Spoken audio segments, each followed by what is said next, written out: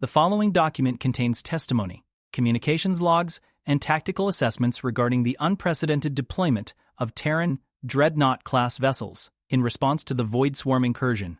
All personnel reviewing this material must possess ultraviolet clearance or higher. Distribution is restricted to council members and designated military commanders only. Warning: this document contains descriptions of warfare tactics that may be disturbing to species from peaceful worlds. Reader discretion is advised. Part 1. The Desperate Hour. The emergency began with a transmission that would forever change how the galaxy viewed the small blue world called Earth. Ambassador Zethka of the Crystalline Hegemony, her usual composure shattered, stood before the Galactic Security Council with what could only be described as terror in her multifaceted eyes. "Honored Council," she began, her voice resonating through the great chamber like fractured glass. "We face extinction, not conquest, not subjugation, complete and utter annihilation." The assembled representatives from across known space stirred uneasily. The Crystalline Hegemony controlled 17 star systems and commanded one of the most advanced fleets in the galaxy. Their technology was so sophisticated that most species considered them untouchable. To hear their ambassador speak of extinction was unprecedented. Councillor Vexhan of the Mollusk Confederation raised a tentacle in inquiry. "Ambassador Zethka, surely you exaggerate. The Hegemony's quantum shields are impenetrable. Your gravitic weapons can shatter moons. What force could possibly—" "The Void Swarm," Zethka interrupted, her crystalline form flickering with stress patterns. "They came from beyond the galactic rim. Our scouts detected them 3 cycles ago. A fleet so vast it blotted out the stars themselves. We thought they were a migration fleet, perhaps refugees from another galaxy. We were wrong." She activated the holographic display at the chamber's center. The assembled delegates gasped collectively as the image materialized. A writhing mass of organic ships, each one the size of a small moon, moving through space like some cosmic plague. The vessels pulsed with bioluminescent patterns, their surfaces covered in what appeared to be eyes, mouths, and other organs too alien to comprehend.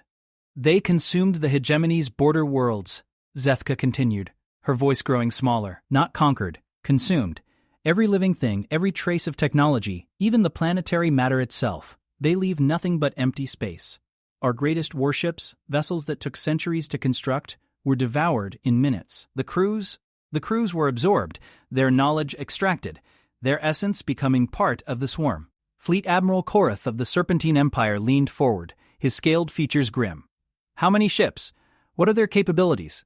"Preliminary scans suggest over 10,000 vessels in the main body, with scout groups numbering in the hundreds. They adapt to our weapons within moments of first contact. Energy weapons are absorbed and redirected. Kinetic projectiles are dissolved by some form of bioacid. Our quantum torpedoes simply vanish into their hull structure, apparently converted to biomass." The chamber erupted in concerned chatter. 10,000 ships of moon-sized proportions represented a force larger than all the combined fleets of the core worlds. The technological implications were staggering. A species that could adapt to any weapon system in real time was beyond current galactic understanding. Councillor Prime Yithmon called for order with a harmonic tone that resonated through the chamber. The ancient being's life support pod hummed as it adjusted atmospheric conditions for optimal cognitive function. "What is the Hegemony's current strategic assessment?" "We have retreated to our core systems," Zethka replied, her form dimming with what could only be described as shame. "Our remaining fleets, perhaps 200 vessels, are holding a defensive line at the Kethvar Nebula. Our projections indicate we can delay them for perhaps 1 standard week before complete system failure." A horrified silence fell over the chamber. The Crystalline Hegemony had fallen from galactic superpower to a doomed resistance in the span of 3 cycles. If beings of their technological sophistication could be so thoroughly overwhelmed, what hope did the rest of the galaxy have? Admiral Korath broke the silence. "What military assistance does the Hegemony request?" "Everything," Zethka replied simply. "Every ship, every weapon, every tactical innovation in known space. But even that may not be enough. Our analysis suggests the Void Swarm operates on principles we don't understand. They exist partially outside normal spacetime, making conventional physics-based weapons unreliable." It was then that Ambassador Sella Whitmore of the Terran Federation spoke. Her voice was calm, almost casual, in stark contrast to the mounting panic in the chamber. "What about unconventional weapons?" The chamber turned to regard the human ambassador. Terra was a recent addition to the Galactic Council, having achieved interstellar travel only 3 centuries prior. Their technology was considered primitive by galactic standards, their military doctrine crude but effective. Most council members viewed humans as useful allies, aggressive enough to handle conflicts that more civilized species found distasteful, but not advanced enough to threaten established powers. Zefka's crystalline features shifted in what might have been confusion. Ambassador Whitmore, I appreciate Terra's willingness to assist, but this threat requires technology beyond current human capabilities. Your kinetic weapons and fusion warheads would be absorbed as easily as our quantum batteries. Sayla smiled, and several delegates noticed something unsettling in that expression. Something that reminded them why humans were classified as a Deathworld species. Ma'am, I think there might be a misunderstanding. When facing an extinction-level threat, humans don't rely on our most advanced technology. We bring our most terrifying weapons. The distinction seemed lost on several delegates, but Admiral Porith's eyes narrowed. The Serpentine Empire had fought alongside humans during the Outer Rim conflicts. He had seen what these seemingly primitive apes could accomplish when threatened. Ambassador, Korith said carefully, what exactly are you proposing? I'm proposing we contact Earth Command and request deployment of Dreadnought Fleet Omega. The temperature in the chamber seemed to drop several degrees. Most delegates had never heard of Dreadnought Fleet Omega, but those familiar with human military doctrine recognized the classification.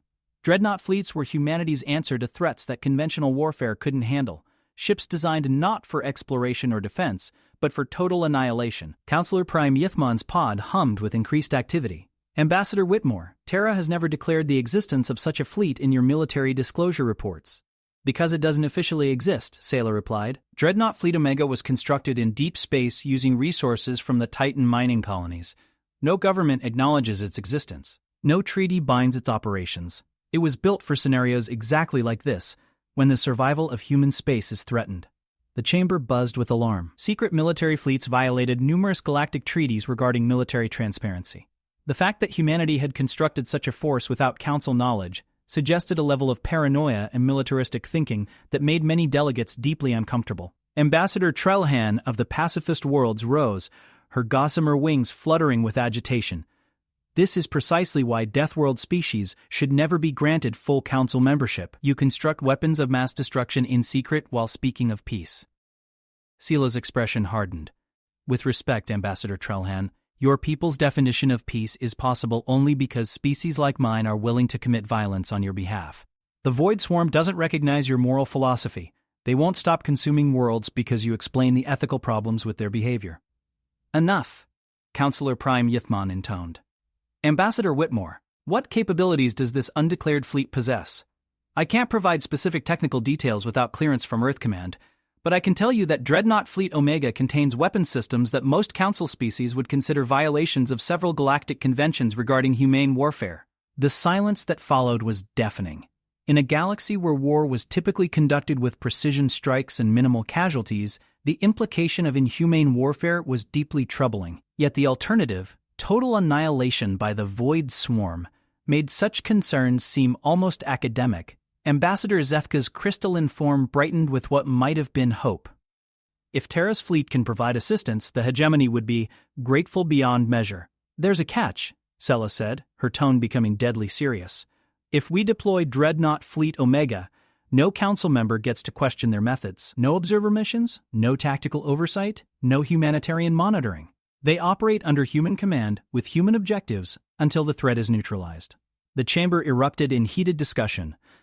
Granting an unknown fleet complete tactical autonomy went against every principle of Council military cooperation. Yet the alternative was watching the Void Swarm consume world after world until it reached the core systems. Admiral Korith spoke over the noise. Ambassador Whitmore, what assurance can Terra provide that this fleet won't become a threat to Council worlds once the Swarm is defeated?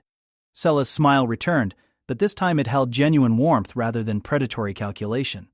Admiral, you've fought alongside human forces. Have we ever betrayed an alliance? Have we ever conquered territory we helped liberate? Humans may be violent, but we're not conquerors. Our goal is survival, not domination. It was a valid point. In the 3 centuries since joining galactic civilization, humans had participated in dozens of conflicts, but had never claimed territory or resources beyond what was agreed to in pre-war negotiations. Their reputation for honoring agreements was actually better than many civilized species. Counselor Prime Yithmon's pod cycled through several atmospheric compositions as the ancient being considered the options. This decision requires a formal vote. All in favor of requesting Terran military assistance under the proposed conditions? The vote was closer than many expected. The crystalline hegemony, facing extinction, voted in favor. The Serpentine Empire, having experience with human warfare, supported the measure. Several border worlds, knowing they would be next if the swarm continued expanding, added their approval. The core worlds, comfortable in their distance from the threat, were more reluctant. When the count was completed, the measure had passed by a margin of 3 votes. Motion approved, Yithmon announced. Ambassador Whitmore, you are authorized to contact Earth Command and request deployment of your unconventional assets. Sela nodded and activated her personal communicator. The quantum entanglement system connected her instantly to Earth Command despite the thousands of light-years separating them from Sol. Priority Alpha transmission for Admiral Chen. Classification, Omega Protocol. The response came within seconds, though the audio quality carried the distinctive distortion of extreme-range quantum communication. Admiral Chen receiving. Go ahead, Ambassador. Admiral, we have Council authorization for Omega deployment. Extinction level threat confirmed. Grid reference Kethfar Nebula, crystalline hegemony space. A long pause followed. When Admiral Chen spoke again, his voice carried a weight that made several delegates unconsciously step back from the speakers. Understood, Ambassador. Omega Fleet will be in system within 72 hours. All Council vessels are to maintain minimum safe distance of 50,000 kilometers from Dreadnought operations. Acknowledged, Admiral. Be aware that enemy forces adapt to conventional weapon systems in real time. Energy absorption, kinetic dissolution, quantum interference, confirmed. Copy that. Omega Fleet specializes in non-adaptable solutions. Chen out. The transmission ended, leaving the chamber in tense silence. Ambassador Zethko was the first to speak. Ambassador Whitmore, may I ask, what exactly are non-adaptable solutions? Sela's expression became distant, almost sad. Ma'am, there are some weapons that can't be adapted to because they don't rely on energy or matter that can be absorbed. They work by changing the fundamental nature of reality itself.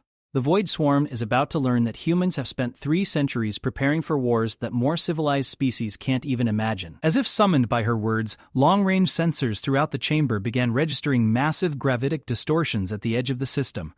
Whatever was coming was big, bigger than anything in the Council's combined fleets. Fleet Admiral Korath studied the sensor readings with growing amazement. These signatures, they're not using hyperdrive technology. What kind of propulsion system generates this much spatial distortion? Reality engines, Sela replied quietly. Dreadnought Fleet Omega doesn't travel through space, it travels through the quantum substrate beneath space. It's faster, and it lets them bring weapons that exist partially outside normal physics. The readings continued to climb as something vast approached from beyond the system's edge. Whatever humanity had built in the darkness between stars was about to arrive, and the galaxy would never be the same. Part 2. The Fleet That Should Not Exist. The first visual confirmation of Dreadnought Fleet Omega came from the long-range observation stations positioned at the system's heliopause. The initial reports were dismissed as sensor malfunctions. No ship could be that large and still maintain structural integrity.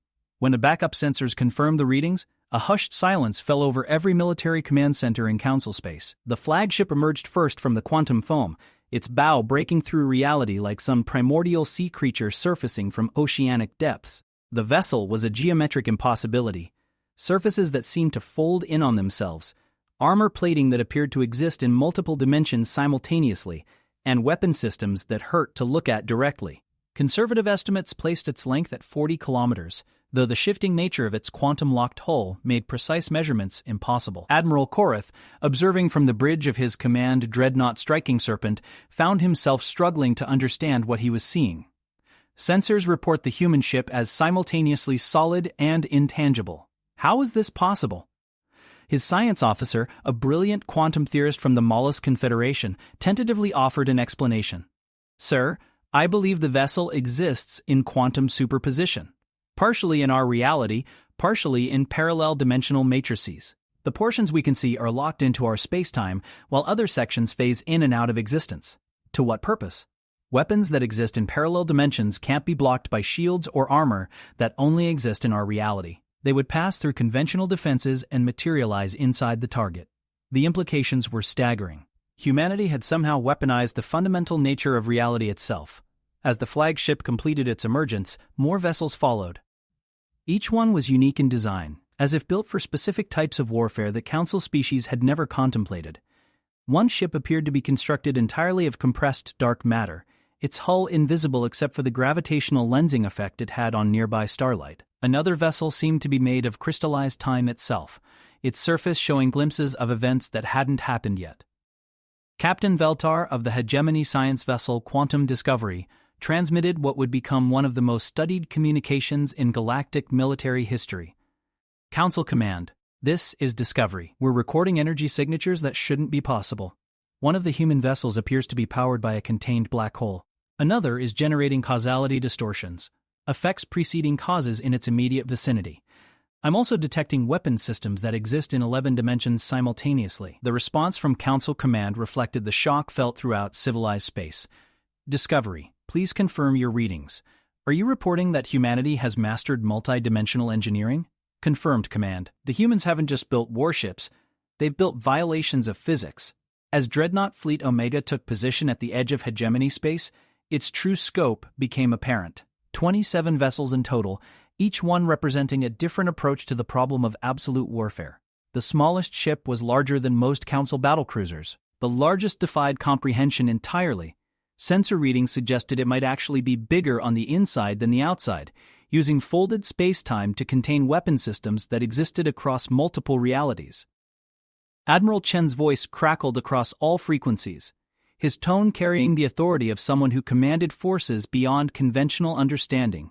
All Council vessels, this is Admiral Chen aboard the Absolute Zero. You are to maintain your positions and observe only.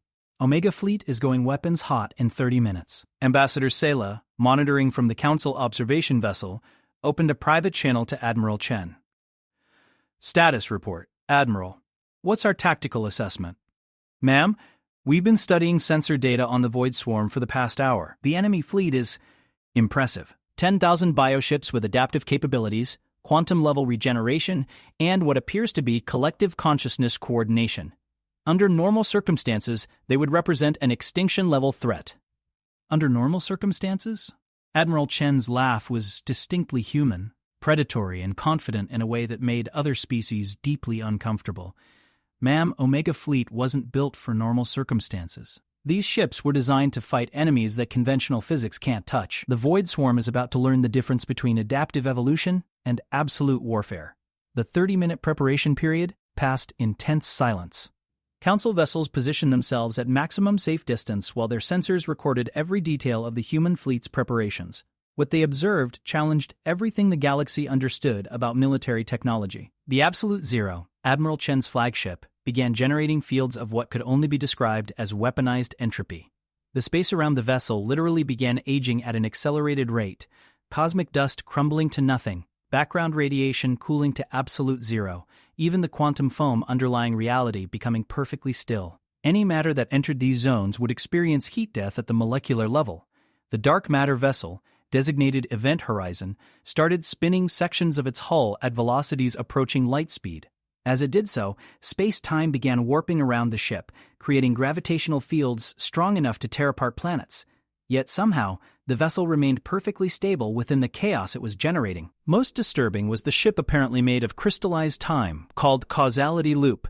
As it powered its weapons, temporal distortions began spreading outward in expanding rings. Within these zones, cause and effect became negotiable.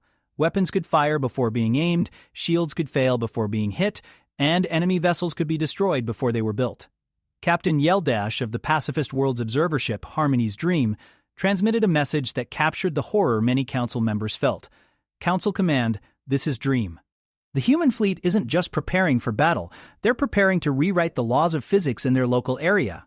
I'm detecting weapons that appear to be powered by the heat death of parallel universes. Dream, please explain. Sir, one of their vessels is somehow harvesting energy from the end-state entropy of alternate realities, universes where time has already run out. They're using the death of infinity itself to power their weapons. As impossible as it sounded, the sensor data supported Captain Yeldash's assessment.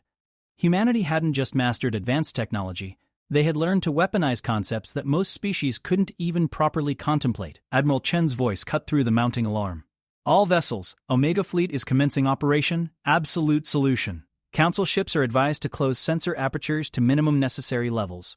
What you're about to witness will be difficult to process.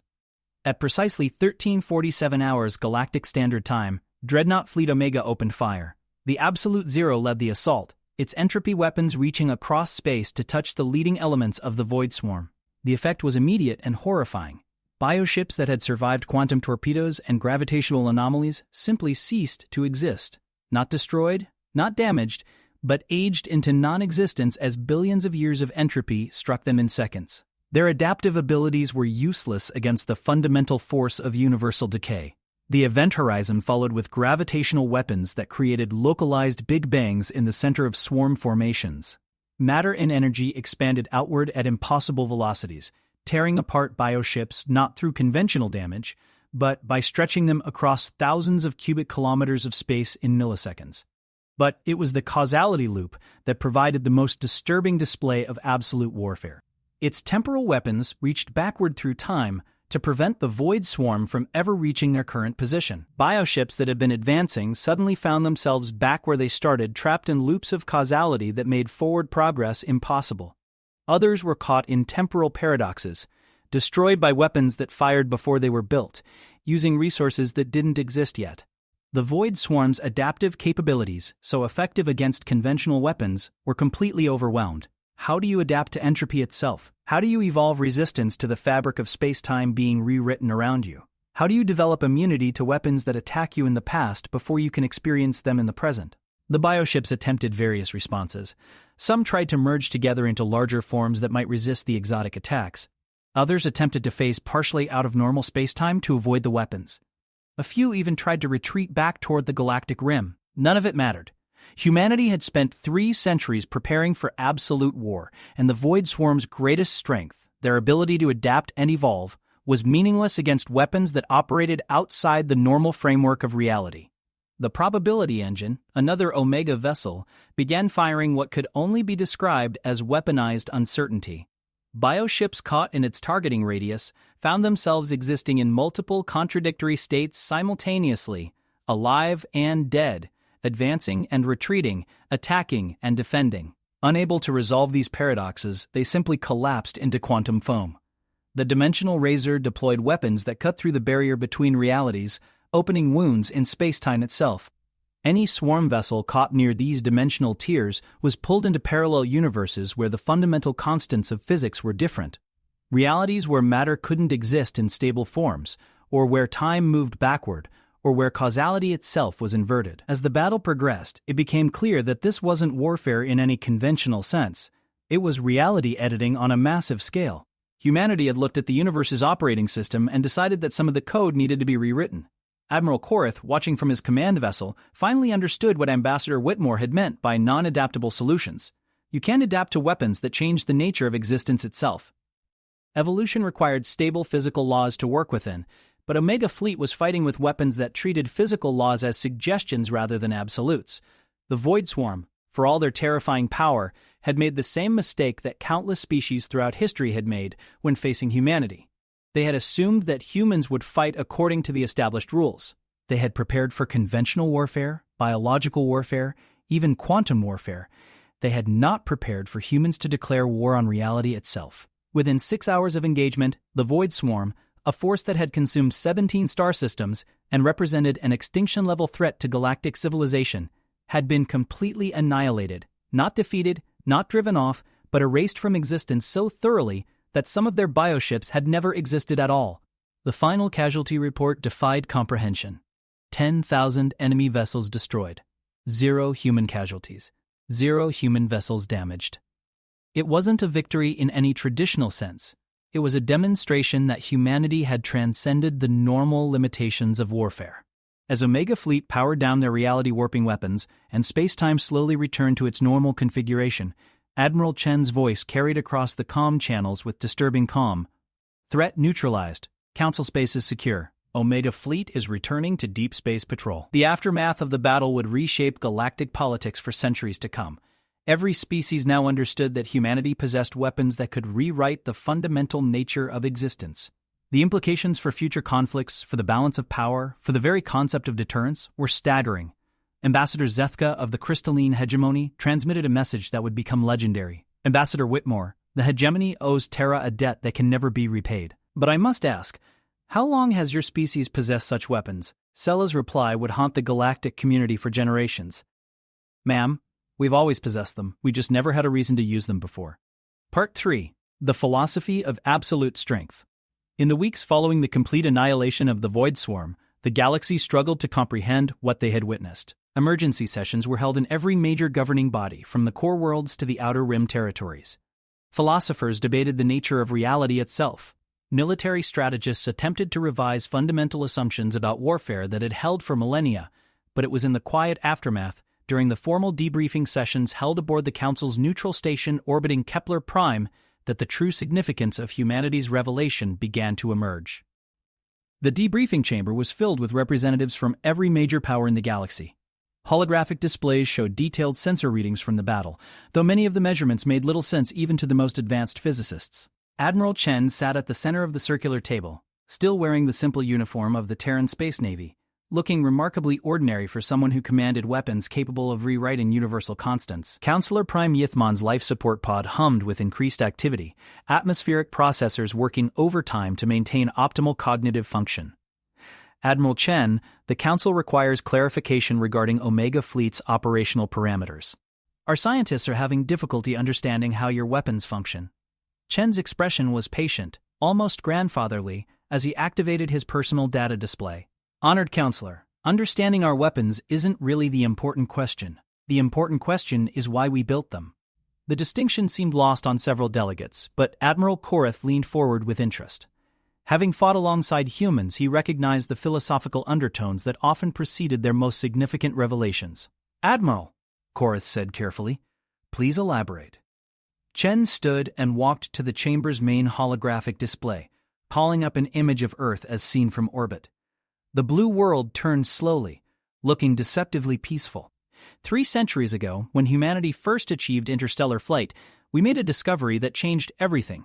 We learned that the galaxy was full of species far more advanced than ourselves, beings who could manipulate matter at the quantum level, civilizations that had mastered energy production beyond our wildest dreams, empires spanning hundreds of worlds.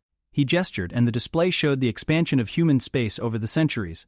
A small cluster of worlds surrounded by vast territories controlled by far more powerful species. We realized that we were children playing in a universe of giants. Any one of dozens of species could have exterminated humanity without significant effort. The only reason we survived was because we posed no threat to anyone. Ambassador Trellhan of the Pacifist Worlds fluttered her gossamer wings nervously. But Admiral, that situation led to 3 centuries of peaceful coexistence.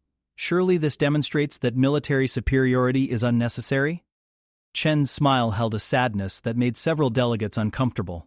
Ambassador, with respect, peaceful coexistence was never guaranteed. It existed only as long as no species decided that humanity was inconvenient. The crystalline hegemony could have sterilized every human world with a single battle group. The Serpentine Empire could have conquered our entire territory without significant casualties. Peace existed because more powerful species allowed it to exist. The chamber fell silent as the implications sank in. For 3 centuries, humanity had lived at the mercy of beings who could have destroyed them on a whim. So we asked ourselves a question, Chen continued, his voice taking on the cadence of someone sharing a fundamental truth. How do you guarantee the survival of your species when surrounded by beings immeasurably more powerful than yourself?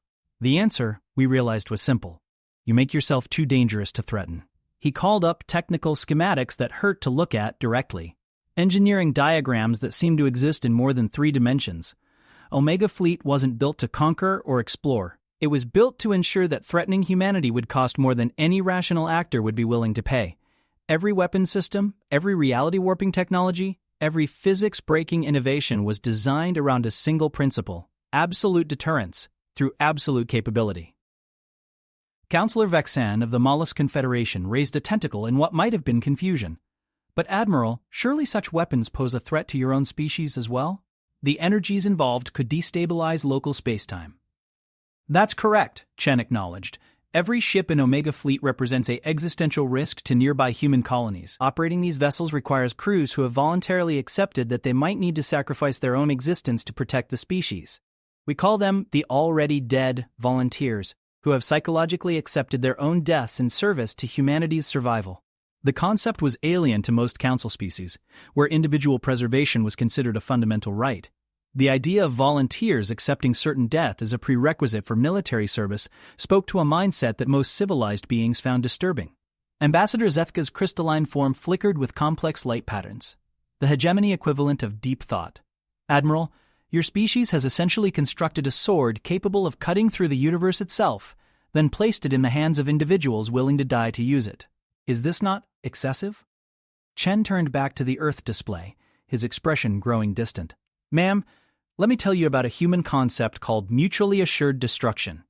For centuries before we achieved interstellar flight, Earth was divided into competing nations. Several of these nations developed weapons capable of ending human civilization, nuclear arsenals that could sterilize the entire planet. The interesting thing was that possessing these weapons made major wars impossible. No rational actor would risk triggering a response that would destroy everything they were trying to protect.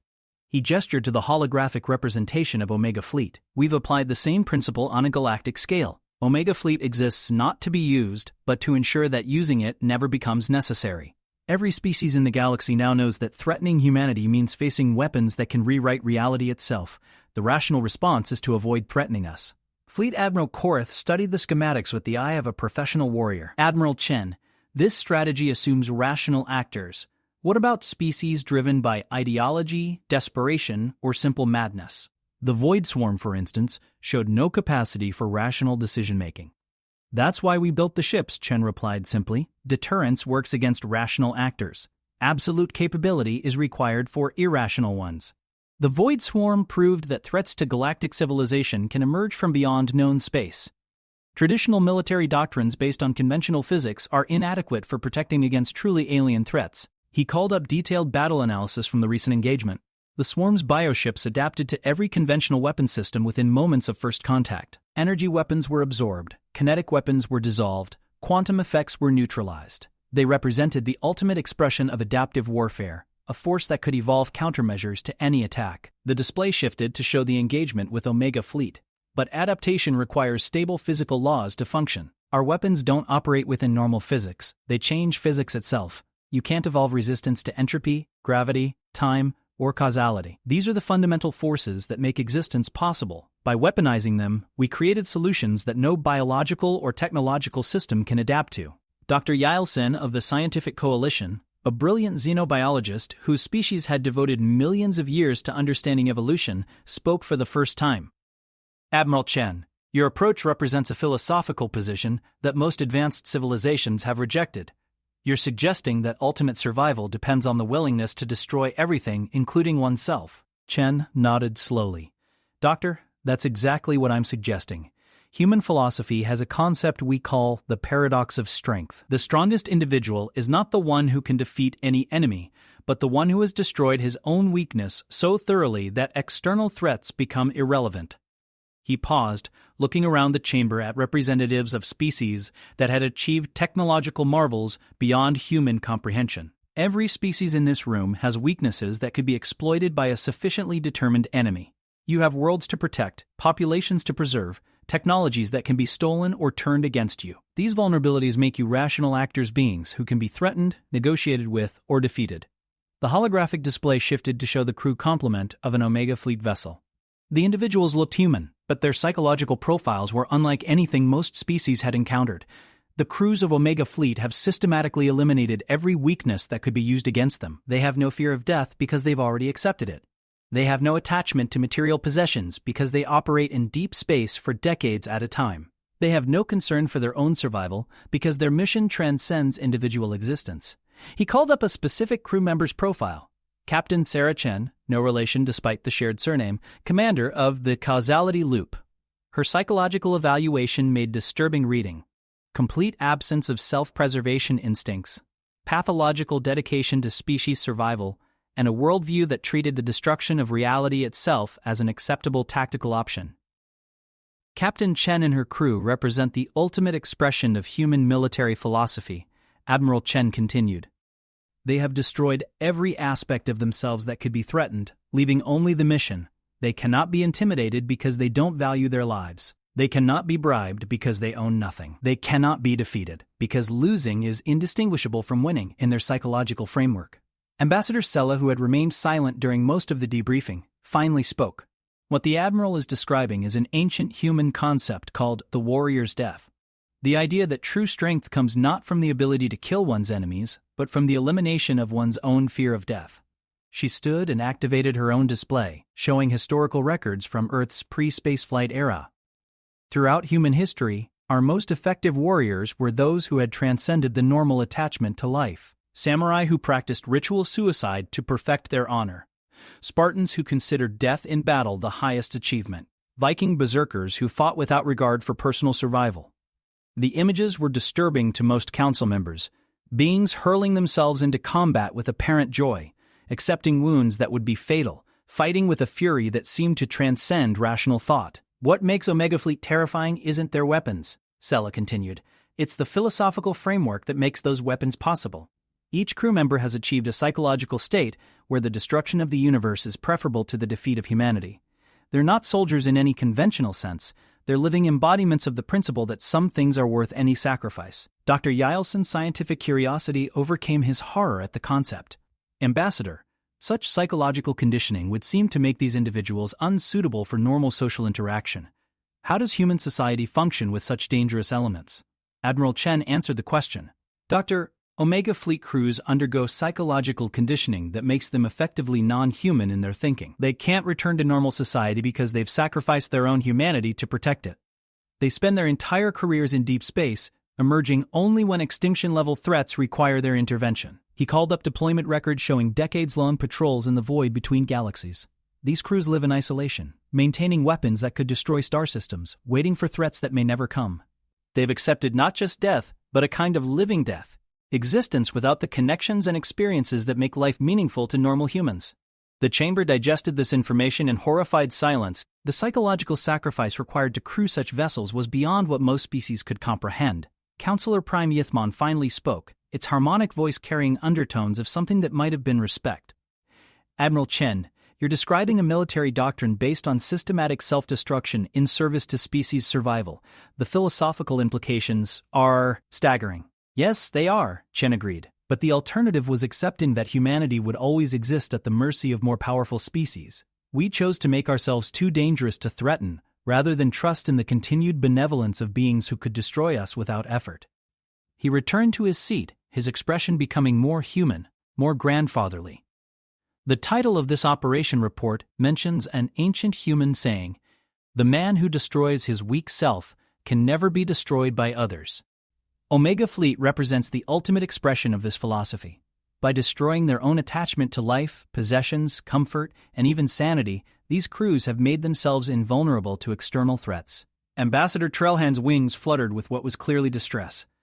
Admiral, surely you must see the horrific implications of this philosophy. If every species adopted such measures, the galaxy would become a collection of walking dead beings armed with reality-ending weapons. Chen's expression grew sad. Ambassador, you're absolutely correct. If every species followed human military doctrine, galactic civilization would become unsustainable. That's why we hope other species never have to make the choices we've made.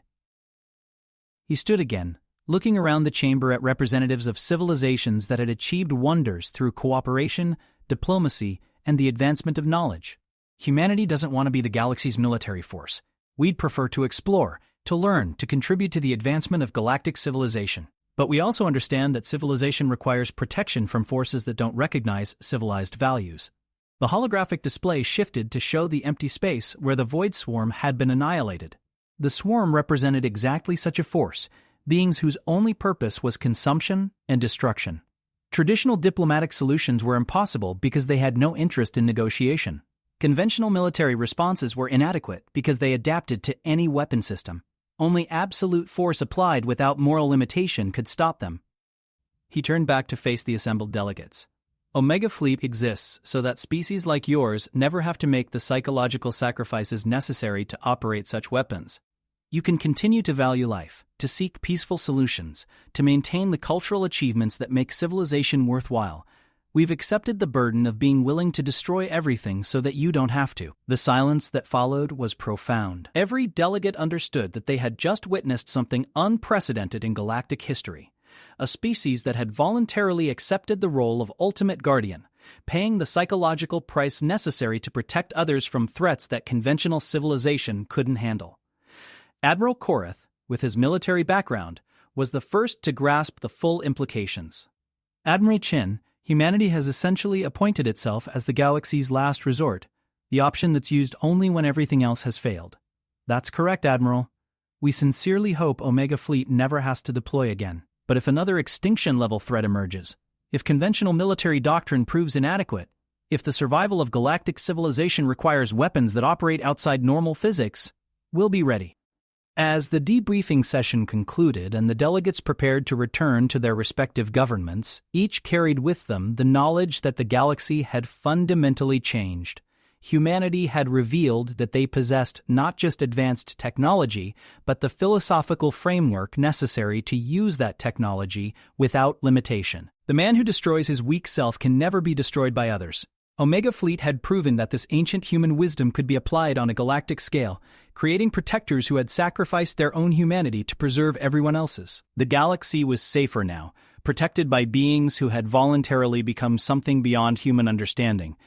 But that safety came with the knowledge that such protection was necessary, that the universe contained threats so terrible that only the already dead could face them without fear. In the years that followed, no major power would threaten human space. Not because they lacked the capability, but because they understood that doing so would invoke responses from beings who had transcended the normal limitations of warfare. Omega Fleet continued its patrols in the darkness between galaxies, crewed by individuals who had given up everything that makes life meaningful in order to preserve life itself for others. The desperate request that had brought forth humanity's most terrifying ships had revealed a truth that would reshape galactic civilization. Sometimes survival requires the existence of those willing to sacrifice not just their lives, but their souls, in defense of everything they hold dear. End of document classification. Ultraviolet distribution. Council members only. Archive reference. GS. C. 23870 UV. TERRA. In the end, the galaxy learned that peace is not the absence of the capacity for violence, but the presence of those willing to commit violence so terrible that rational beings choose peace instead. Final notation by Counselor Prime Yithmon in the official record of the Omega Revelation.